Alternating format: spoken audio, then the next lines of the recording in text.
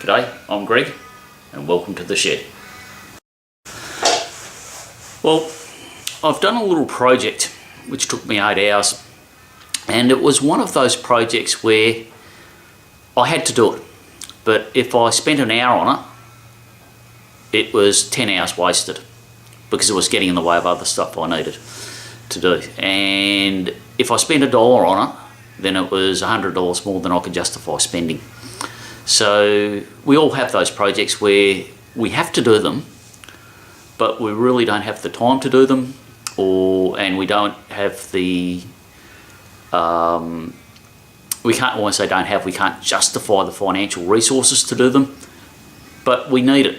But when we do need it, might use it once a year, might use it once every 5 years, might need it next week, might use it 3 times in 3 months.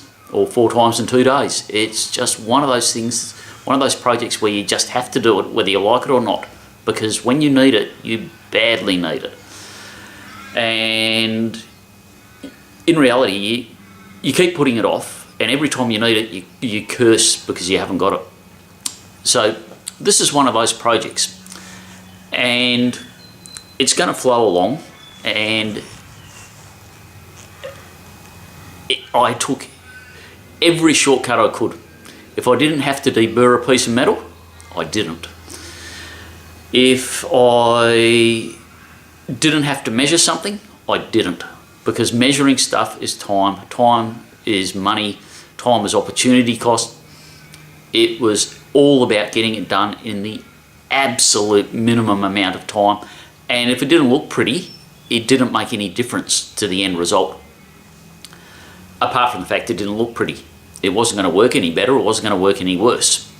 So it's just one of those projects where time is the primary driver, cost is the second driver, and if it doesn't look that special, who cares? It's not going to make it work any better if it looks special. And I'm not going to get any net benefit out of it because it's not worth anything when you sell it, because nobody's going to want to buy it anyway. And if it does look, if they do want to buy it, they're not going to pay another $1 because it looks a bit better, not for what it is. So watch along, enjoy it. I hope you enjoy it. I've shot about 4 different intros for it. I did originally start off shooting it as a mystery project, but you'll see as it comes along what it is, how it is, and I'll probably do a bit of voiceover on the for the audio. But I'll see about that when I get to the editing. Hope you enjoy it. Thanks for watching. G'day, I'm Greg and welcome to the shed. Today I've got a quick project on the go, and it's about 3 o'clock in the afternoon at the moment, and I want to keep the time on this project to an absolute minimum. You'll see what it is as I progress. Which, because I want to keep the time to an absolute minimum, what that means, it'll probably be a 3-day project. So what I will do now is I'll take you off the stand, I'll show you a couple of things, and then you can watch what I'm doing as it develops. What I am doing is, let's make sure we're fully wide. This frame here was a barbecue frame, and this here, now that it's off, was the barbecue plate. And that, when we go and have a look at it, that was the base of the barbecue. Now, I originally thought it was made out of a 200 litre drum or a 44 gallon drum or something, but when I look at it, it was actually made out of a good 4mm or 5mm plate once upon a time. But as you can see, it's past its use by date, considering we can see the grass underneath it. But it was very well made in its day. So what I've done is I've taken the top off it, and it had a set of wheels on it. Now one wheel was seized, so what I did was I had to heat it up to get it off. And what do I find? Nice bushes. Someone has hand fabricated these wheels, made the hubs, the spokes, rolled the rims. rolled the rings, and they've done a really nice job on it. So here it is on the bench, on my gloves. This one here is the one that wasn't seized, but you can just see the edge of the bush.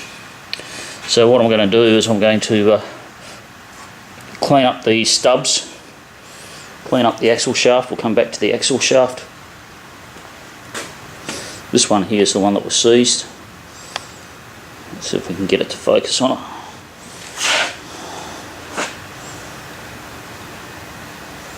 Looks like it's got a great focus of the floor. Let's put my hand in behind it. I've got to be careful. I had to put a bit of heat on it to get it to, there we go. I had to put a bit of heat on it to get it to come off. This other side, it's nice and cool. So what we'll do is we'll clean them up. We'll put the wheels on it with a bit of grease, and then I'll come back and show you what else. Okay. It's a little bit out of shot for you, but what I'm going to do is I'm just going to put a grease nipple on these. So I'm being a little bit of tighten the bias up a bit, I think.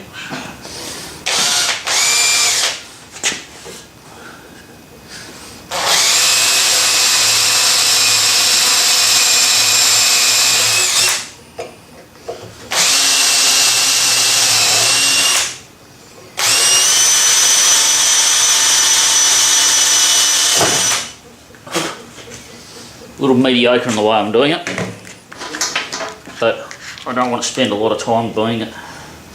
It's very, very easy to sink way too much time into a job. So do what's needed. Don't waste your time when it's not.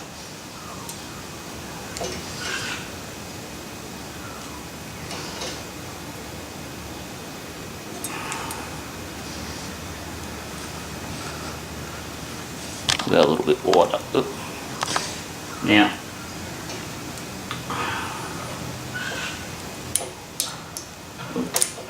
I've deliberately gone in on an angle here because what's going to happen with these is when I get a grease nipple on, I need to be able to get in there with the grease gun to grease it. And the other thing is this brings it in a bit closer to centre.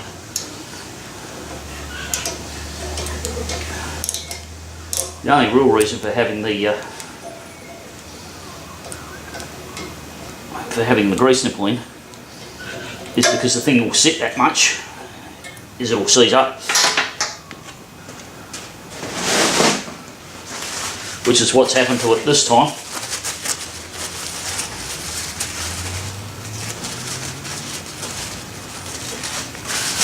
So it should be 6mm.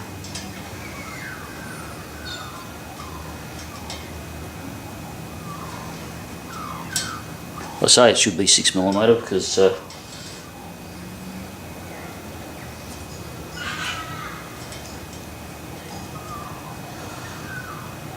what it should be, doesn't mean it is.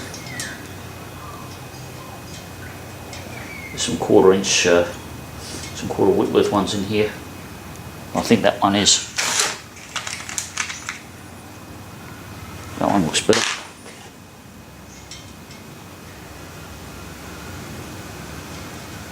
Yep, cool.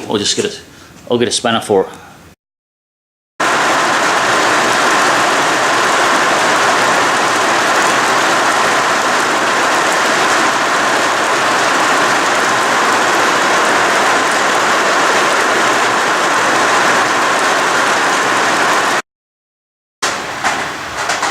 Okay, here's the next sneak peek.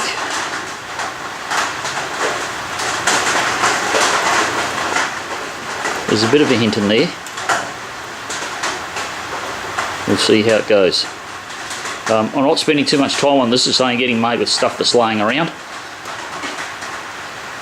as you do. So we'll see how it turns out. So here's the next bit. Got a front and rear rail one, and see that.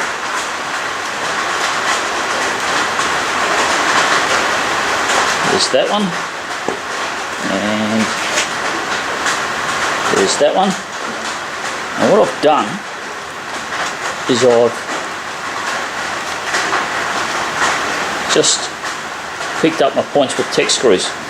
So now that I've got holes with the Tek screws, what I can do is I can go and drill them and put proper bolts in. So that's what I'll do next. Next picture.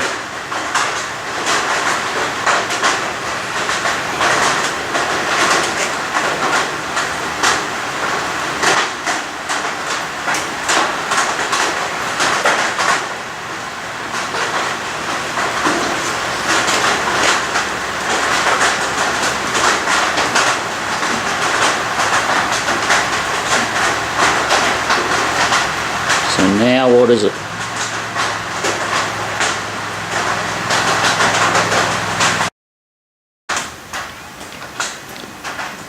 So another peak. Battery's almost flat.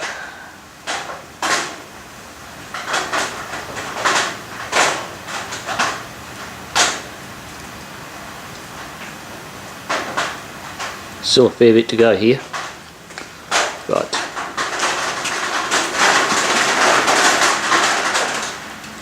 that'll give you a bit of an idea.